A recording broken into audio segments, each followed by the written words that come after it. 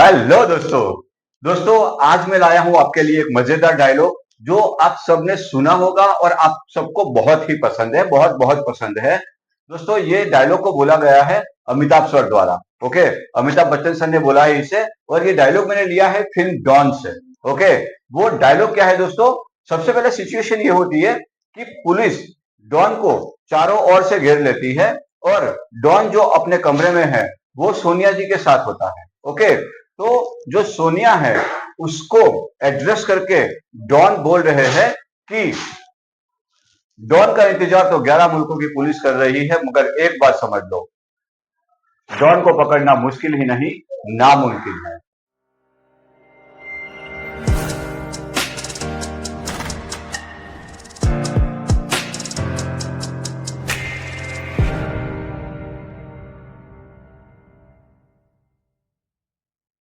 ये जो डायलॉग है उसका मैंने इंग्लिश में ट्रांसलेशन किया है और उसको वर्ड बाय वर्ड मैंने ग्रामर समझाया है।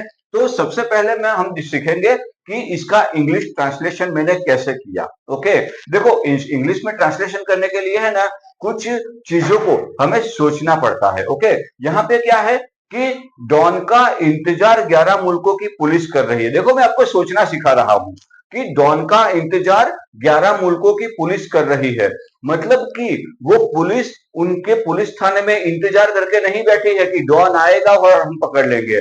मतलब कि पुलिस उनको ढूंढने का काम कर रही है। ओके, पुलिस डॉन को ढूंढने का काम कर रही है, ये इंडिकेट होता है। पुलिस इंतजार नहीं करती, पुलिस ढूंढ रही है। बोला ऐसा गया है कि 11 मुल्कों की पुलिस इंतजार कर रही है, पर हमें समझना ये है, हमें सेंटेंस में ये बताना है कि 11 मुल्कों की पुलिस ढूंढ रही है। ओके, तो मैंने यहां पे इंग्लिश सेंटेंस क्या लिया है?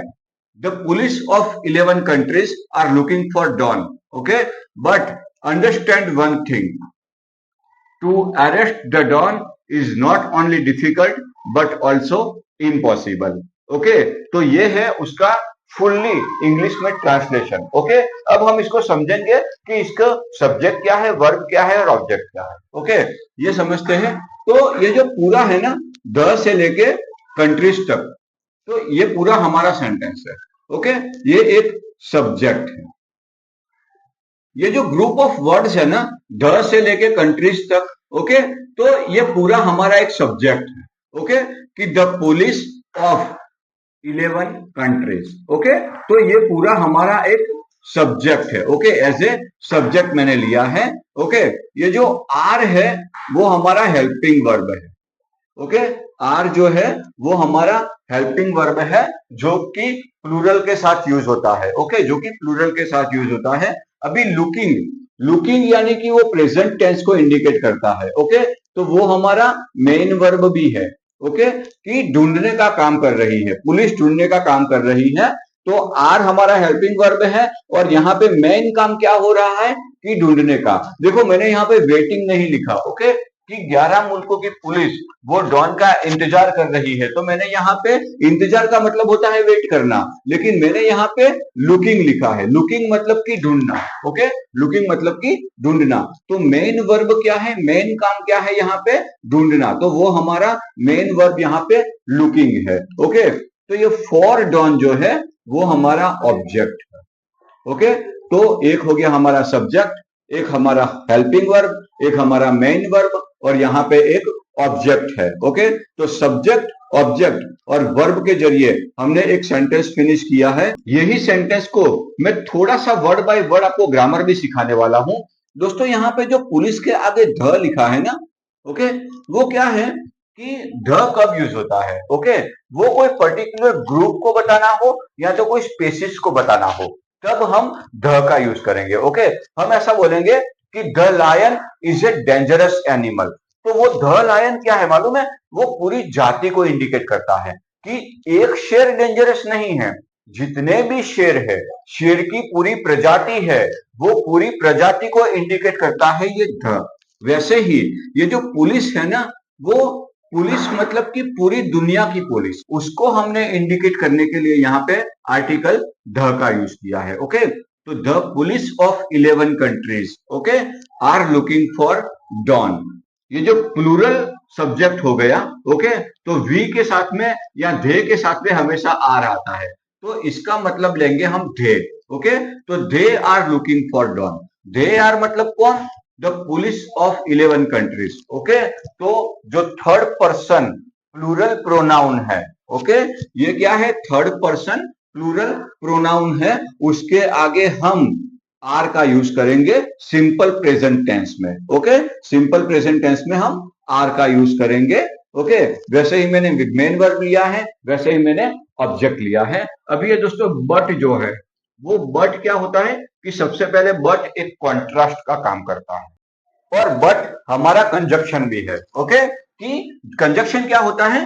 दो सेंटेंस को जोड़ने वाला। ओके, या तो दो नाउन को जोड़ने वाला, दो प्रोनाउन को जोड़ने वाला, उसको हम कंजक्शन बोलते हैं। तो ये बट क्या है? बट हमारा कंजक्शन है। ओके, जो कि कॉन्ट्रास्ट दिखाने का काम करता है। ओके, तो ये बट जो कंजक्शन, इससे दो सेंटेंस जोड़े गए हैं, तो ये हो गया हमारा फर्स्ट सेंटेंस। अभी दूसरा सेंटेंस क्या होता है वो देखते हैं, हम आगे देखेंगे। तो अंडरस्टैंड, अंडरस्टैंड वन थिंग, ये वन थिंग जो है वो हमारा नाउन है पूरा। ओके, इसको हम नाउन बोलेंगे। ये जो वन थिंग है वो हमारा नाउन है, मतलब कि एक चीज। वो एक चीज क्या हो सकती है? कि वो कोई बात भी हो सकती है, या कोई फिजिकल कोई चीज भी हो सकती है। तो एक चीज समझ लो, एक बात समझ लो। Okay, but understand one thing. 11 मुल्कों की पुलिस वो डॉन का इंतजार कर रही है, पर बट मतलब कि पर। ओके, एक बात समझ लो, टू अरेस्ट। ओके, ये टू क्या होता है? सबसे पहले टू के बारे में समझते हैं। तो टू को बोलते हैं इंफिनिटिव मार्कर। ओके, ये देखो बहुत सोचने वाली चीज है, बहुत समझने वाली चीज है कि ये जो टू होता है ना, वो इंफिनिटिव मार्कर होता है। टू जब भी किसी वर्ड के आगे लगता है, तो वो वर्ड का मीनिंग क्या होता है मालूम है? कि वर्ड यानी कि उसके मीनिंग के पीछे ना लग जाता है। ओके, जैसे कि टू अरेस्ट, तो क्या होगा? कि पकड़ना। Okay, to do, to do यानी कुछ काम करना। ओके, टू गो यानी जाना।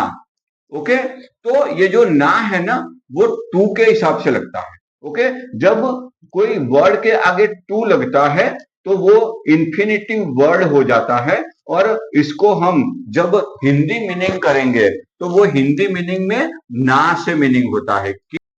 तो हमें यह समझना है कि जब भी ये टू लगता है, तो उसका मीनिंग ना हो जाता है।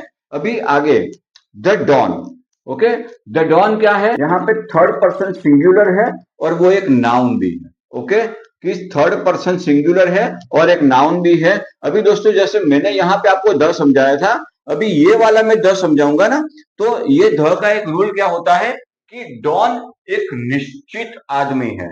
ओके, मतलब कि वो निश्चित, या तो पर्टिकुलर पर्सन के बारे में बात करनी हो, तो हम द का यूज करेंगे। ओके, दूसरी बात कि जब वही नाउन का आगे जिक्र हो चुका हो, और हमें जब वही नाउन का दूसरी बार जिक्र करना हो, तो भी हम उसके आगे द लगाएंगे। ओके, तो ये दो रूल यहाँ पे काम करेंगे। तो द डॉन जो है वो पर्टिकुलर पर्सन भी है, इसीलिए यानी कि निश्चित व्यक्ति को दिखाने के लिए हमने द का यूज किया है। और दूसरा कि ये जो द डॉन है, वो मैंने द क्यों लगाया? कि यहाँ पे ऊपर भी डॉन की बात हो चुकी है, ऊपर भी, ऊपर वाले सेंटेंस में भी इनका जिक्र हो चुका है, तो इसीलिए भी मैंने द लगाया है। ओके, तो the don is not only difficult.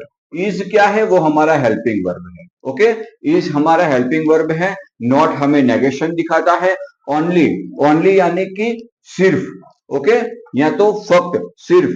Difficult, okay, तो डिफिकल्ट क्या है? कि डिफिकल्ट यानी कि मुश्किल। ओके, डिफिकल्ट यानी कि मुश्किल। बट ऑल्सो, नॉट है ना, वो नॉट निगेशन दिखाता है, और ओनली का मतलब होता है सिर्फ। ओके, पर यहां पे हमें पूरा शब्द लेना है कि नॉट ओनली। ओके, तो क्या है कि ये पूरा शब्द जो है वो इसके साथ मैच करेगा कि not only and but also. ये नॉट ओनली और बट ऑल्सो, ये दोनों मिलके है ना, ये सेंटेंस को कंपाउंड सेंटेंस बनाते हैं। ओके, ये सेंटेंस को कंपाउंड सेंटेंस हम बोलेंगे कि to arrest the don is not only difficult but also impossible. Okay, तो इम्पॉसिबल यानी कि क्या, बिल्कुल पॉसिबल ही नहीं है, अशक्य है, मुश्किल तो नहीं है। Okay, not only difficult, okay, मुश्किल नहीं बल्कि इम्पॉसिबल है, यानी तुम पकड़ ही नहीं सकते हो। दोस्तों यहाँ पे हमने देखा कि यहाँ पे दो सेंटेंस है। ओके, और इसमें से हम वर्ब का पता लगाए तो यहाँ पे आर लुकिंग है, यहाँ पे टू अरेस्ट है। ओके, वो भी हमारा मेन वर्ब है। तो ये are looking, to arrest, okay, ये जो वर्ब्स है ना, इससे हमें पता चलता है कि ये सेंटेंस जो है वो सिंपल प्रेजेंट टेंस का सेंटेंस है। ओके, ये प्रेजेंट टेंस से बना हुआ सेंटेंस है जो कि एक जनरल बात को इंडिकेट करता है कि डॉन को पकड़ना मुश्किल ही नहीं नामुमकिन है। ओके, वो एक जनरल बात को इंडिकेट करता है और ये दो पर्सन एक दूसरे से बात कर रहे हैं, वो लहजे में हम ये सेंटेंस ले सकते हैं। ओके, तो the police of 11 countries are looking for don but understand one thing. Okay, यहाँ पे एक सेंटेंस खत्म हो जाता है। तो ये जो बट जो है ना, वो यहां से अपना कॉन्ट्रास्ट दिखाने की शुरुआत करता है और to arrest the don is not only difficult but also impossible. ये डायलॉग के जरिए मैं आपको ये सिखाने वाला हूं कि यही सेंटेंस के जरिए, यही डायलॉग के जरिए हम हमारे रूटीन लाइफ के सेंटेंस कैसे बना सकते हैं, हमारे डेली लाइफ में हम ये डायलॉग को कैसे यूज कर सकते हैं। ओके, तो दोस्तों मैंने दो सेंटेंस लिए हैं जो कि एग्जांपल के तौर पे मैं आपको समझाने जा रहा हूं।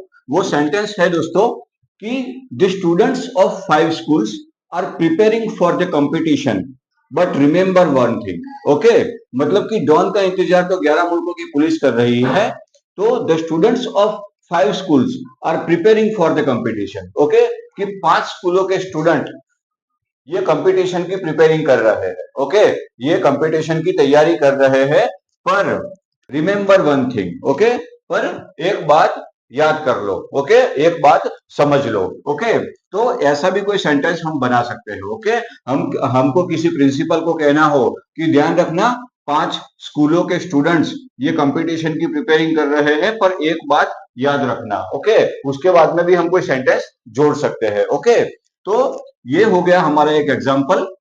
दूसरा एग्जाम्पल सेम लेते हैं दोस्तों कि the soldiers of 10 states are fighting bravely but never lose hope. Okay, ये क्या था, ये सेंटेंस के पीछे हम कुछ लिख भी सकते थे। ओके, पर यहाँ पे क्या है, ये पूरे एक सेंटेंस ही मैंने बना दिया है कि the soldiers of 10 states are fighting bravely but never lose hope.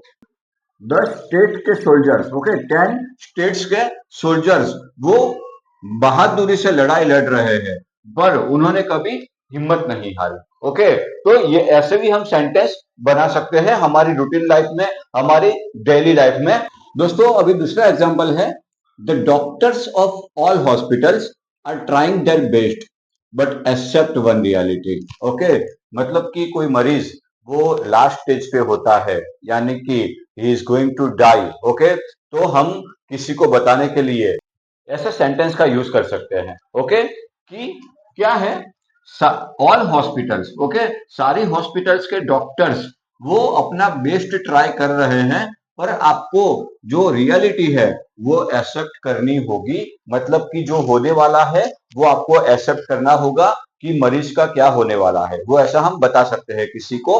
Okay, तो ये ऐसे भी एक सेंटेंस बना सकते हैं। ये ग्रामर मैंने सेम लिया है कि डॉन का इंतजार तो 11 मुल्कों की पुलिस कर रही है, मगर एक बात समझ लो, तो मतलब कि accept one reality, same grammar पे मैंने सेंटेंस बनाया है। ओके, अभी दूसरा, the people of many cities are talking about you. Okay, मतलब कि बहुत सारी सिटीज के लोग वो तुम्हारे बारे में बात कर रहे हैं, बट बिलीव वन फैक्ट, पर मैं जो कहता हूं वो मान लो।